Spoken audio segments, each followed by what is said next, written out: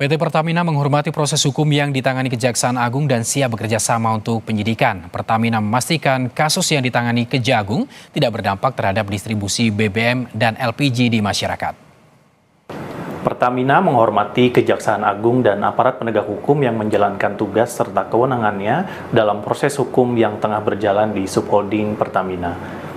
Pertamina juga siap bekerja sama dengan aparat berwenang dan berharap proses hukum dapat berjalan lancar dengan tetap mengedepankan asas hukum praduga tak bersalah. Di tengah proses tersebut, Pertamina memastikan bahwa layanan distribusi energi kepada masyarakat di seluruh Indonesia tetap berjalan lancar dan Pertamina juga menjamin pelayanan distribusi energi kepada masyarakat tetap menjadi prioritas utama dan berjalan normal seperti biasa. Saudara, Kejaksaan Agung menetapkan Direktur Utama Pertamina Patraniaga Rifa Siahaan menjadi tersangka kasus dugaan korupsi tata kelola minyak mentah. Akibatnya, saudara, kerugian negara mencapai 193,7 triliun rupiah.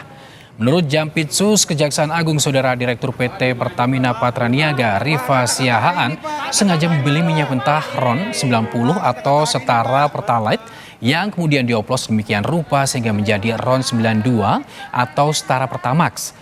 Padahal hal tersebut jelas tidak diperbolehkan. Tak hanya itu, saudara, Kejagung juga menemukan modus mengangkat harga biaya pengapalan secara tidak wajar dalam impor minyak mentah. Akibat dugaan korupsi ini, negara mengalami kerugian hingga 193,7 triliun rupiah.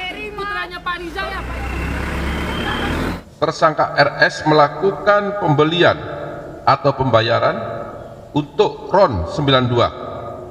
Padahal sebenarnya yang dibeli adalah RON 90 atau lebih rendah, kemudian dilakukan blending di depo untuk menjadi RON 92 dan hal tersebut tidak diperbolehkan atau bertentangan dengan ketentuan yang ada.